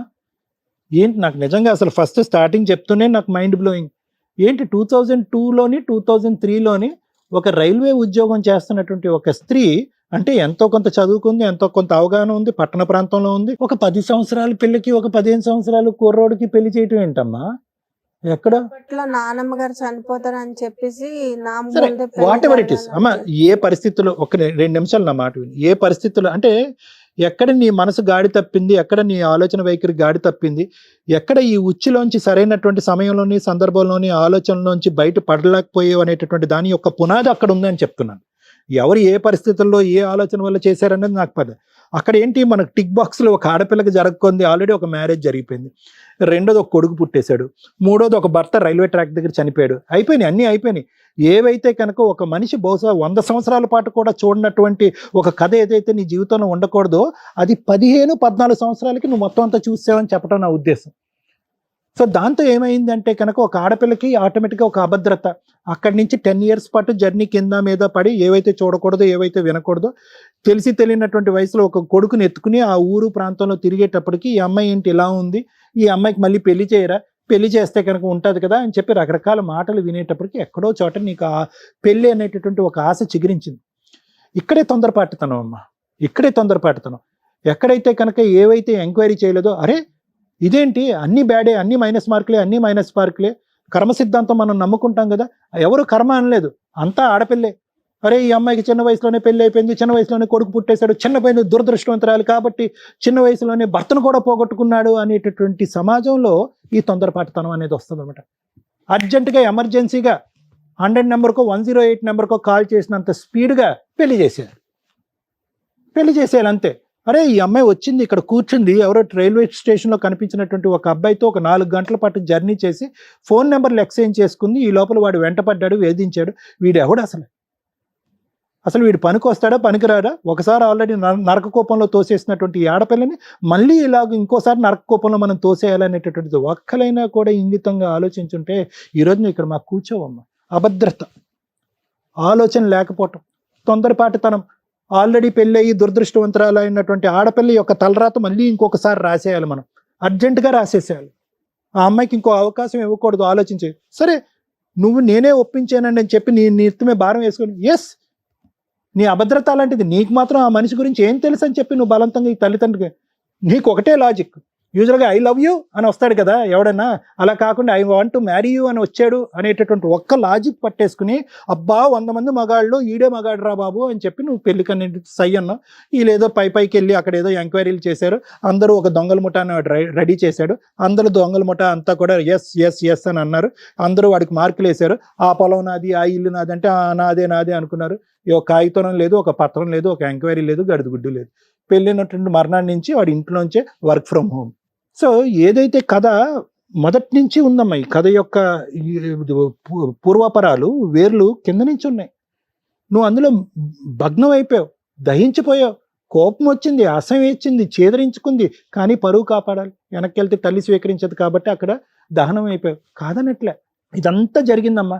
నరకం టార్చర్ తప్ప నీ జీవితం ఏం చూడలే. నిజంగా నేను చెప్తున్నా, 10 సంవత్సరాలు అప్పుడు మొదలైనటువంటి నేను నరకం ఇంకా 34 సంవత్సరాలు ఇంకా ఎండ్ అవ్వలే, నెవర్ ఎండింగ్ స్టోరీ. కానీ ఇక్కడ ఎండ్ చేసుకోవాలా లేదా అనేటటువంటిది నీ చేతుల్లో ఉంది. నువ్వు డిప్రెషన్లో ఉన్నావు, బాధపడుతున్నావు, లోపల కుంగిపోతున్నావు, నీకు సపోర్ట్ సిస్టమ్ లేదు. నా అనేటటువంటి వాళ్ళు ఈ ఊరు వెళ్తే కనుక 100 మంది ఉన్నా కూడా ఆ నా అనే వాళ్ళు పక్కన లేరు. కడుపులో పెట్టుకుని దాచుకున్నావు. నేను ఇలాంటి వృత్తిని నమ్ముకుని ఇలాంటి బలవంతంగా ఇటువంటి వృత్తిలో ఉన్నాను అని చెప్పి సిగ్గుతో మాట చెప్పుకోలేక, బయటకు చెప్పుకోలేక, ఇప్పుడు నీ కొడుకు అంత అయ్యి ఉంటాడుగా 21 years. ఏంటమ్మా అని ఆడి నోటి అంటే ఎక్కడ మాట వస్తుంది? ఏమే ఇప్పుడు వరకు ఈ మాత్రం చెప్పకుండా అంత చండాల పనులు చేస్తావా డాష్ అని అంటారని చెప్పి ఆ మాట భరించలేక కడుపులో దాచిపెట్టుకుని 2 సార్లు సూసైడ్ అటెంప్ట్లు చేసి చావలేక బ్రతకలేక ఆ మహానుభావుడు ఎవడో వస్తే అతనికి కక్కేవు నువ్వు. లేదంటే ఎప్పుడో చచ్చిపోవాల్సింది, ఎప్పుడో మానసికంగా ఎప్పుడో చచ్చిపోయావు, శరీరం వెళ్ళలేదు అంతే నీది. కానీ ఇప్పటి నుంచి అమ్మా నేను అనేది ఏంటంటే, ఎందుకు జరిగింది, ఎలా జరిగింది, ఎవరి వల్ల జరిగింది, ఎప్పుడు జరిగింది అనేటటువంటి మాటలన్నిటికీ నేను చెప్పేసే సమాధానం. ఆడికి దండించాలి అనేటటువంటి ఆలోచనతో నిన్ను ఇంకా జీవితాంతం దండించుకోకమ్మా. నేను ఒక సైకియాట్రిస్ట్ని, ఓకే, నేను పోలీస్ వ్యవహారాలు ఇంకో విధంగా నేను మాట్లాడను. ఏం దండిస్తావు నువ్వు? 5.5-6 సంవత్సరాల పాటు 7 సంవత్సరాల పాటు దండించలేనటువంటి ఒక మనిషి ఈరోజు ఫ్రీ బర్డ్ లాగా ఆకాశంలో ఎగిరే పక్షిలాగా హ్యాపీగా ఆ వృత్తో ఇంకో 10 మంది వృత్తో ఇంకో 100 మంది ఆడవాళ్ళ జీవితాల్లో నాశనం చేసేవాడిని నువ్వేం దండిస్తావు? మేమేం దండిస్తాం? ఇక్కడ ఇన్ఫాక్ట్ ఏంటంటే కనుక నీ పుండి మీద నువ్వే ఇంకా ఇలా పచ్చికారం వేసుకుంటున్నావు. ఎందుకు? అయిపోయినటువంటి జీవితం అయిపోయింది. ఒకసారి వాళ్ళు తప్పు చేశారు, తర్వాత నువ్వు తప్పు చేసావు, ఇంకోసారి దేవుడు తప్పు చేశాడు. ఎవరు ఏమన్నా తప్పు చేయను. ఇదేంటి ఫలితం లేనటువంటి జీవితం, గమ్యం లేనటువంటి జీవితం? ఎటుపోతుంది నీ జీవితం? కక్ష సాధింపా? వాడిని శిక్షించాలా? ఎవరు శిక్షించాలి? నువ్వు చేస్తావా? పోలీసులు చేస్తారా? ఏ లా కింద, ఏ సెక్షన్ కింద? అండ్ ఉరేసేయాలా? నరకటానికి ఏం సెక్షన్ పెట్టాలి, చంపడానికి ఏం సెక్షన్ పెట్టాలి వాడిని? I don't think so it is practically possible అమ్మా. ఇంతకంటే స్ట్రైట్ ఫార్వర్డ్ ఉన్న కేసెస్కే శిక్ష పడట్లే రకరకాల కారణాల వల్ల. ఆడు తప్పించుకుని తిరిగేటటువంటి బ్యాచ్. నువ్వు ఏం కేసులు పెట్టావు, ఏ దారిని వెళ్ళావు అవైతే నాకు తెలియదు, కానీ ఇక్కడి నుంచి అయినా జీవితాన్ని వాడి కర్మకాడిని వదిలేసాయి. వాడు ఏమన్నా ఇస్తే తీసుకో. నా మాట వినమ్మా. నువ్వు బ్రతకాలి, నీ కొడుకు బ్రతకాలి. జీవితాంతం అమ్మా దాసోహం అని చెప్పి మీ అమ్మకి అడుక్కునేటటువంటి పొజిషన్లో నువ్వు లేవు. ఎక్కడో చోట నీకంటూ ఒక జీవితం ఉంది, నీకంటూ ఒక వ్యక్తిత్వం ఉంది. అట్లీస్ట్ ఇప్పటికైనా అది బ్రతకమని చెప్తున్నాను. ఈ పగలు, ప్రతీకారాలు, శిక్షించటాలు, వాడికి శిక్ష పట్టాలి, ఇవన్నీ వేస్ట్, ఇవన్నీ వర్కౌట్ అవ్వవు. కాదు సార్, నాది నా బాధ. అమ్మ బాధ అయినా దేన్నైనా, ఆడపిల్లకి అన్యాయం తప్ప న్యాయం జరగదు సార్. ప్రూఫ్. అమ్మ ఆ ఆడపిల్లల్ని అందులోకి తోసింది ఎవరు, వెళ్ళింది ఎవరు? ఒక 10 సంవత్సరాల ఆడపిల్లకి పెళ్లి చేసింది ఎవరు? ఆడొచ్చి చెప్పాడు ఆ 10 సంవత్సరాలప్పుడు నిన్ను పెళ్లి చేసుకోమని. ఎందుకమ్మా ఈ మాటలన్నీ? ఎక్కడ వర్కౌట్ అవుతుంది ఇవి? These are not going to work. These are helpless situation. మనం వెళ్ళాం నడుచుకుంటూ అందులోకి, ఆ కుంపట్లోకి. నేను ఒకటే చెప్తున్నానమ్మా, బలవంతంగా వాట్ ఎవర్ ఇట్ ఈస్, బయటికి పారిపోవటానికి 1,00,000 అవకాశాలు ఉన్నాయి తల్లి నీకు. అదేమి జైలు కాదు, అదేమి అండమాన్ నికోబార్లో ఉండేటటువంటి ఒక మారుమూల ప్రాంతంలో ఉండేటటువంటి ఒక జైలు కాదు. పట్టపగలు అడిబొడ్డున జరిగింది ఇది. తలుపు తీసి పారిపోవటానికి 2 నిమిషాలు. ఎందుకు అన్నిసార్లు వాడికి ఛాన్స్ ఇచ్చావు? ఎందుకు క్షమించావు? ఒకసారి ఇచ్చావు, 2 సార్లు ఇస్తావా, 3 సార్లు ఇస్తావా? వాళ్ళు పరుగు పొద్దు, వీళ్ళు పరుగు పొద్దు అని చెప్పి నీ జీవితాన్ని నాశనం చేసుకుంటావా? ఈ రోజు పగ తీర్చుకోవాలా? పగ, కోపం కాదమ్మా. ఏదన్నా నువ్వు ఇక్కడ కూర్చోటానికి ప్రధానమైన కారణం వాడిని శిక్షించాలని. I don't think so it is going to work. వాడిని శిక్షించేటటువంటి ప్రయత్నంలో నీ జీవితానికి ఉన్నటువంటి ఒక 60-70 సంవత్సరాలకి జీవితాంతం నువ్వు శిక్ష వేసుకుంటున్నావు. నీ కొడుక్కి శిక్ష వేస్తున్నావు, మీ తల్లికి శిక్ష వేస్తున్నావు. ఒక్కసారమ్మా ఆలోచించుకో. ఫైట్ చేయాలంటే చెయ్యొచ్చు, కానీ దానికి కూడా ఒక ఆది మధ్య అంతం ఉంటుంది. ఇంతవరకు ఫైట్ చేస్తేనే వర్కౌట్ అవ్వదు. వాడి కర్మకాడిని వదిలేద్దాం. ఎక్కడో చోట ఒక point. Thank you madam. First time నాకు భయం వేస్తుంది మాట్లాడాలంటే. 12 years నుంచి చూస్తున్నారు రమ్య గారిని. అడ్వకేట్స్ మోసం చేశారు, కోర్టులో న్యాయం జరగలేదు, పోలీసులు న్యాయం చేయలేదు. ఈ షో మీద మీకు ధైర్యాన్ని క్రియేట్ చేస్తాం, కౌన్సిలింగ్ ఇస్తాం, లీగల్గా ఎలా వెళ్తే బెటర్ అని చెప్తాం. అన్నిటికీ వచ్చి మేము న్యాయ పోరాటం చేయలేం. నా వాయిసే తగ్గిపోయింది, అబ్జర్వ్ చేయండి. మసిపూసి మారేడుకాయలాగా నేను మాట్లాడను. ఇక్కడికి వచ్చిన వాళ్ళందరికీ ఓదార్పు యాత్ర కొన్ని సందర్భాల్లోనే ఇస్తాను తప్ప, కొన్ని డేంజర్ కేసులు అని అనిపించినప్పుడు ఎంత మాట్లాడాలో అంతే మాట్లాడితే నాకు బెటర్. ఎందుకంటే మాట్లాడేసి చేతులు దులుపుకోవడానికి నా ప్రొఫెషన్ అది కాదు. మేడం, నా రిక్వెస్ట్ వాళ్ళ బ్రదర్ని ఒకసారి పిలిస్తే ప్లీజ్. మా ఎపిసోడ్లు చూసే వాళ్ళందరికీ రిక్వెస్ట్ అండి, ఈ స్టేజీ మీద మా అర్హత, మా తాహత, మా టాలెంట్ ఎంతో దానికి మించి చేస్తూ ఉంటాం. లా అండ్ ఆర్డర్ మా చేతిలో లేదు, పనిష్మెంట్స్ మా చేతిలో లేవు. సైకలాజికల్ డిప్రెషన్స్ తోటి ఎక్కడెక్కడో ఏదో ఊహించుకొని ఆఫీసుల దగ్గరికి రావడం కానీ, సుమన్ టీవీ దగ్గరికి రావడం కానీ, వేరే ఛానల్స్ దగ్గరికి వెళ్ళడం కానీ, మేము అక్కడ ఉంటామని అనుకోవడం అపోహ మాత్రమే. మాకుండే బిజీలో మేము ఇక్కడ ఇచ్చే సోషల్ సర్వీస్ అనేది మా వరకు. ప్రొఫెషన్ వరకు వెళ్తే మా ప్రొఫెషన్ మాకుంది. ప్లీజ్ అర్థం చేసుకోండి. ఆ స్టేజ్ ఒకటి దొరికింది, స్టేజ్ దగ్గరికి వెళ్ళిపోతే సార్ ఏదో చేస్తారు, రమ్య గారు ఏదో చేస్తారు. ప్లీజ్ మా పెయిన్ కూడా అర్థం చేసుకోండి అని నా రిక్వెస్ట్. ఇంత ఓవర్ ఎక్స్పెక్టేషన్స్ వద్దు. మేము మనుషులమేనండి. ఒక అమ్మాయి నన్ను నీడిల్ మీద నుంచో పెట్టింది ఈరోజు, తెలుసా? ఈ ఎపిసోడ్లో మీకు అర్థమవుతుందా? ఆ అమ్మాయికి న్యాయం జరగలేదని 1 year బ్యాక్ సూసైడ్ అటెంప్ట్ చేసింది. ఆ అమ్మాయికి ఉన్న ఫైనల్ ఆప్షన్ ఇక్కడ స్టేజ్ మీదకి వస్తే రమ్య గారు వచ్చి సర్వీస్ చేసి వాళ్ళు తోలు తీస్తారు. చేయలేరు రమ్య గారు, ఎందుకంటే కోర్టుకు కావాల్సింది ఎవిడెన్స్లు. రమ్య గారు బిలీవ్ చేయాలి. ఇప్పుడు నేను ఏ ఒక్కటి మాట్లాడి, మీ అందరికీ తెలుసు నేను నిజం మాట్లాడతానని. నిజం మాట్లాడినప్పుడు చాలా డేంజర్ అవుతుంది కొన్ని కేసుల్లో. అలాంటిది ఈ కేసు నీడిల్కి సంబంధించి. సార్, మిమ్మల్ని రిక్వెస్ట్ చేస్తున్నా, మీరు ఇందాక అడగగానే అన్నారు మీరు ఏదో చేస్తారని ఇక్కడికి వచ్చాం మేడం, ఎందుకంటే మీ ఎక్స్పెక్టేషన్ కరెక్టే. యాజ్ ఏ అడ్వకేట్గా నేను వచ్చి తనకి సంబంధించి ప్రాపర్ సెక్షన్స్ తోటి కేసులు వేయొచ్చు. ఏ అడ్వకేట్ అన్న వేయొచ్చు, రమ్య గారే వేయాల్సిన అవసరం లేదు. విజయవాడ దాకా వచ్చి మేము వేయడం కాదు. ఒక్క ఎవిడెన్స్ కూడా లేదు. ఇప్పుడు దాకా సార్ మాట్లాడింది తనకు ఒక కౌన్సిలింగ్ లాగా. తను లాస్ట్ వర్డ్ కూడా నా పెయిన్ అర్థం చేసుకోరా సార్, నాకు ఎంత కష్టం వచ్చిందంటే, పెయిన్కి నాకే సంబంధం లేదు సార్. ఒక ఎపిసోడ్కి అంతసేపు మాట్లాడాల్సిన అవసరమే లేదు. ఎందుకు మాట్లాడారంటే ఆ అమ్మాయి పెయిన్ తగ్గించడం కోసం. నేను మాట్లాడితే నిజాలు మాట్లాడతాం మళ్ళీ. అప్పుడు మళ్ళీ వెళ్ళి సూసైడ్ అటెంప్ట్ చేస్తే సుమన్ టీవీకి వెళ్ళాము, న్యాయం జరగలేదు అంటే యాక్సెప్ట్ చేయలేదు. ప్లీజ్ మా బాధ అర్థం చేసుకోండి. మిమ్మల్ని రిక్వెస్ట్ చేస్తున్నాను. ఆ అమ్మాయికి చట్ట ప్రకారం ఒక వైఫ్ అండ్ హస్బెండ్కి ఏం కేసులు ఉన్నాయో అవే వర్కౌట్ అవుతాయి తప్ప వేరే మీరు ఎక్స్పెక్ట్ చేసేవి వర్కౌట్ అవ్వవు. కనీసం ఇది నేను చెప్పాలని. వాళ్ళ దగ్గరికి వెళ్ళినా న్యాయం జరగలేదని ప్రతిసారి అనకండి, అనుకోకండి. ఎంత చేయగలమో అంతే చేస్తామని చెప్పడానికే ఫస్ట్ టైం నేను చాలా ఇబ్బంది పడుతున్నాను ఒక ఎపిసోడ్ కంప్లీట్ చేయడానికి. మిమ్మల్ని రిక్వెస్ట్ చేయగలను ఈ స్టేజ్ మీద, ఎందుకంటే నేను చెప్పే బాధ అమ్మాయికి అర్థమవుతుందో లేదో నాకు తెలియట్లే. ప్లీజ్ మీరు బయలుదేరవచ్చు. నేను కంటిన్యూ చేయాలంటే అమ్మాయి ఉండగా నేను మాట్లాడలేదు. నాన్న థ్యాంక్ యూ. చాలా ఎపిసోడ్స్ మీరు చూసే ఉంటారు, సైకలాజికల్ డిప్రెషన్స్తో కానీ ఇక్కడేదో జరిగిద్దని వస్తూ ఉంటారు. మీరు చాలా ఎపిసోడ్స్ చూస్తే మీకు మేము కట్ చేసి చాలా వరకు ఎడిట్ చేసి పంపిస్తూ టెలికాస్ట్ చేస్తూ ఉంటారు. ఎందుకంటే 2 hours 3 hours తీసుకుంటాయి ఒక్కోసారి. కొన్ని మీకు అపోహలాగా అనిపించవచ్చు, ఫేక్ అనిపించవచ్చు. ఫేకే అనిపించినవ్వండి, ఎందుకంటే వాళ్ళ ఆ అమ్మాయి ఫేస్ రివీల్ చేయమన్నా కూడా మేము రివీల్ చేయాలి. ఎందుకంటే ఆవిడ చెప్పిన లిస్ట్ ఆఫ్ ఎవరైతే వాళ్ళు ఉన్నారో పెద్ద పెద్ద పేర్లు, ఒక్క ఎవిడెన్స్ లేదు. మేబీ ఆ అమ్మాయి ఆ విక్టిమ్ అయ్యి ఉండొచ్చు, మేబీ ఆ అమ్మాయి ఆ పని చేసి ఉండొచ్చు. ఎవిడెన్స్ అనేది నమ్మకానికి కొన్ని సందర్భాల్లో ఎవిడెన్స్ లేకుండా కూడా నమ్ముతాం, ఎందుకంటే మనసుకి తగిలేస్తుంది. అది ఎక్కడ పొంతం లేదు. ఒక్క మాటకి ఇదే మాట నేను ఆ అమ్మాయి ముందు మాట్లాడితే ఇప్పుడు మమ్మల్ని బ్లాక్మెయిల్ చేయడానికి సూసైడ్ అటెంప్ట్ చేస్తుంది. ఎవరు రెస్పాన్సిబుల్? మాకేం తెలుసు? ఈ ఒక్క రోజుకి ఒక్కోసారి 10 episodes 20 episodes చేస్తాం. వచ్చారా, మాట్లాడారు, ఎంత చేయగలం అంత చేసి పంపిస్తాం. ప్రతి ఒక్కళ్ళు అక్కడికి వెళ్ళాము న్యాయం జరగలేదంటే మా తాహత ఎంతో అంతే చేస్తాం. అక్కడికి వెళ్ళినాక న్యాయం కొంతమందికి ఏది వచ్చి సర్వీస్ చేస్తారు అంటే అవి రియల్గా మేము ఫీల్ అవుతాం. అరే ఈ అమ్మాయికి నేను వెళ్ళాలి, ఈ అబ్బాయికి నేను వెళ్ళాలి అని వాళ్ళకి న్యాయం చేయడం కోసం మా వంతు ప్రయత్నం సుమన్ టీవీ నుంచి మేము చేయడానికి పూనుకుంటాం. ఇక్కడ ఏముంది ఎవిడెన్స్? ఒక్క ఎవిడెన్స్ ఉందా? డొమెస్టిక్ వైలెన్స్ క్లియర్గా ఉంది. ఒక హస్బెండ్ వైఫ్ మధ్య జరిగిన గొడవలు, దానికి సంబంధించి ఫొటోస్ ఉన్నాయి. ఆ అబ్బాయి మీద 498 కేసు రిజిస్టర్ అవుతుంది. పోలీసులకి ఏం పని లేదా? ఇంత విక్టిమ్ లిస్టు వాళ్ళకి దొరికితే ఈవిడ చెప్పిన పేర్లకి టైం పాస్కి కేసు వేసినా వాళ్ళకి మీకు అర్థమవుతుంది ఏం జరిగిద్దో.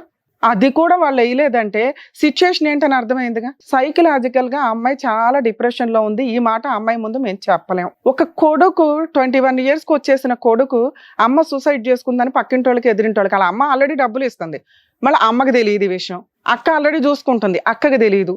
చెల్లి ఆల్రెడీ చూసుకుంటుంది, చెల్లికి తెలియదు. అన్ని అబద్ధాలు. మేబీ ఆ అమ్మాయి ఆ విక్టిమ్ అయినా కూడా ఎక్కడ స్పందించడానికి ప్రాపర్గా అనిపించినప్పుడు న్యాయం చెయ్యలేము. ఎవిడెన్స్లే ఉండవసరలా, నిజం అని మాకు అనిపించాలా. అనిపించిన రోజున నిజంగా నేను అక్కడ విజయవాడ వెళ్ళేదాన్ని, కేసులు వేసేదాన్ని, తోలు తీసేదాన్ని. ఒక 498 కేసు పోలీసులు తీసుకోలేదు అని అనటానికి లేదు. 498 తీసుకోవడానికి రెడీగా ఉన్నారు. ఆ అబ్బాయి డైవర్స్ ఇచ్చేసి పెళ్లి చేసుకోవడానికి, విడాకులు తీసుకోవడానికి రెడీగా ఉన్నాడు. అంటే ఒక వైఫ్ అండ్ హస్బెండ్ కేసు ఎట్లా ఉంటుందో సేమ్ అంతే ఉంది ఈ కేసులో. లీగల్ ప్రొసీడింగ్స్కి వెళ్ళినప్పుడు తనకి జరిగిన అన్యాయమో లేదా తనే ఏదన్నా చేసిందో హస్బెండ్కి నువ్వు ఏం చేసావో చెప్పు అని అన్నప్పుడు నా దగ్గర ఎవిడెన్స్ లేదండి, ఇదిగోండి ఆ ఫోన్ పగలగొట్టేశాడు, ఇంకొకటి ఉంది అది పగలగొట్టేశారు. మేబీ అలా పగలగొట్టేసినప్పుడు ఈమె ఆల్రెడీ ఫస్ట్ 6 monthsలో జరిగిన దానికి ఒక 1 year గ్యాప్ తీసుకుని మళ్ళీ అదే ఇన్సిడెంట్లోకి వెళ్ళింది. తను చెప్పిన వర్షనే మాట్లాడదాం. 2 years మళ్ళీ అదే రోజు తన్నులు తింటాం, వెళ్ళటం, పడుకోవడం, డబ్బు సంపాదించడం, డబ్బంతా ఆయనే తీసుకుంటాడు. 200 కూడా వాళ్ళ అబ్బాయికి ఇప్పించడు, ఇవ్వనివ్వడు. అంత నరకం పడుతున్నప్పుడు రెడీ హ్యాండెడ్గా పట్టించవచ్చు, చెయ్యలే. ఎవరైతే పెద్ద వ్యక్తులకు పేర్లు చెప్పిందో వాళ్ళందరి గురించి వీడియోలు ఉన్నాయి, రెడీ హ్యాండెడ్గా కేసు ఫైల్ చేయలే. 4 సంవత్సరాల నుంచి అదే సరౌండింగ్లో ఉంటుంది ఖాళీగా. వాళ్ళ అమ్మ ఇంటికి రానివ్వదు, నువ్వు మా ఇంటికి రాక అందా, కానీ డబ్బులు మాత్రం పంపిస్తుంది. ఒక నిజం ఎలా కనిపెడతామని మీరు అనుకుంటున్నారు కదా, వాళ్ళ మాటల ద్వారానే. ఒక క్రాస్ ఎగ్జామినేషన్ కానీ ఇవి కానీ ఎందుకు గంటలు మాట్లాడిస్తామంటే ఎక్కడో అక్కడ దొరుకుతారు వాళ్ళు నిజం ఏంటి అనేది. ఇక్కడ అమ్మాయి మాట్లాడిన ఫస్ట్ స్టెప్ నుంచి నాకు అర్థమవుతుంది. మేబీ బాధితులు ఇక్కడికి వచ్చినప్పుడు కూడా సైకలాజికల్ ప్రాబ్లం ఉన్నాయి కూడా మేము చాలా కూల్గా చెప్పి వాళ్ళలో మోటివేషన్ క్రియేట్ చేసి పంపిస్తాం. కానీ ఆ అమ్మాయికి ఎంతసేపు ఎవరు మాట్లాడినా యాక్సెప్టబుల్గానే లేదు. వాడిని పనిష్ చేయాలి, ఏముంది అక్కడ పనిష్ చేయడానికి? ఇదే మాట మేము అక్కడ మాట్లాడితే మళ్ళీ సూసైడ్ అటెంప్ట్ చేసి సుమన్ టీవీకి వెళ్ళాము సూసైడ్ అటెంప్ట్ అనే మళ్ళీ అదొక టైటిల్. ఈ కేసులో ఆ అమ్మాయికి జరిగేది ఓన్లీ 498 కేసు, డొమెస్టిక్ వైలెన్స్. పోనీ ఆ కేసులన్నా వేసుకోవచ్చు. లాయర్ని కొనేసాడట, ఆయనే పావల. అతనే నిజంగా బిజినెస్ పర్సన్ అయితే ఈ అమ్మాయిని పెళ్లి చేసుకోవాల్సిన అవసరమే లేదు. ఒకవేళ బిజినెస్ పర్సన్ అయినా భార్యని బిజినెస్ లో పెట్టాల్సిన పని లేదు, ఎందుకంటే ఈవిడ లేనప్పటి నుంచి ఆ బిజినెస్ నడుస్తున్నాయి కాబట్టి. ఒకవేళ ఇద్దరు గుంపుగా చేసినా ఈవిడ ఎవిడెన్స్లు పట్టుకొని తోలు తీసేయొచ్చు. మేము ఎక్కడ సఫర్ అవుతున్నాం? ఒక అమ్మాయి, మీరు చాలా ఎపిసోడ్లు చూస్తుంటారు, ఇలాంటిది జస్ట్ ఫోటో తీసారనే తోలు తీస్తున్నాం. ఓ పక్కన ఇంతమంది రేపులు చేసేసి ఎంతమంది నిద్రలు, ఆవిడే పట్టించుకోదు, మేము పట్టించుకోవాలి. ఇప్పుడు ప్లీజ్ ఏమనుకోకండి. ఈ కేసులో లీగల్గా తన కోర్టుకు వెళ్తే ఒక వైఫ్ అండ్ హస్బెండ్కి జరిగే ఏ న్యాయం జరిగిద్దో అదే జరిగిద్ది. తను ఎట్లాగో వీడియో చూస్తుంది కాబట్టి తల్లి నీకు రిక్వెస్ట్ అమ్మ, అతన్ని ఏమీ చేయలేకపోతున్నాను అనేది మర్చిపోండి, దేవుడు చూసుకుంటాడు. మీ వరకు మీకు ఒక కుటుంబం ఉంది, ఒక పిల్లాడు ఉన్నాడు, మీరు బతుకుండడం చాలా అవసరం. టైం పాస్కి మీరు సూసైడ్ అటెంప్ట్స్ చేసుకుంటూ కూర్చుంటే కుదరదు. ఈ రోజున చూస్తున్నాం, రీసెంట్గా ఒక ఆమె పాపం బట్టలు ఇప్పేసుకొని వెళ్ళిపోయి సూసైడ్ అటెంప్ట్ చేసేసుకొని. ఎంత వర్క్ స్ట్రెస్, లేకపోతే ఏంటి, మాట్లాడుకోవడానికి మనుషులు దొరకట్లేదా మీకు? సూసైడ్ టెండెన్సీ వస్తుంటే ఖచ్చితంగా ఎవరో ఒకరితో మీరు షేర్ చేసుకోండి, మాట్లాడండి, సైకియాట్రిస్ట్ని కలవండి, కౌన్సిలింగ్లు తీసుకోండి. ఎందుకు జీవితాలను నాశనం చేసుకోవడం? అంత స్ట్రెస్ ఎందుకు పెట్టేసుకుంటున్నారు? ఇంతే ఇట్లాగా. పిల్లాడు లేదు, అమ్మ లేదు, ఎవ్వరు లేదు, అమ్మాయికి చచ్చిపోవడం కావాలంతే, లేదా అణురేసేయడం. ప్లీజ్ బతుకుండండి. మరో కథతో మళ్ళీ కలుద్దాం.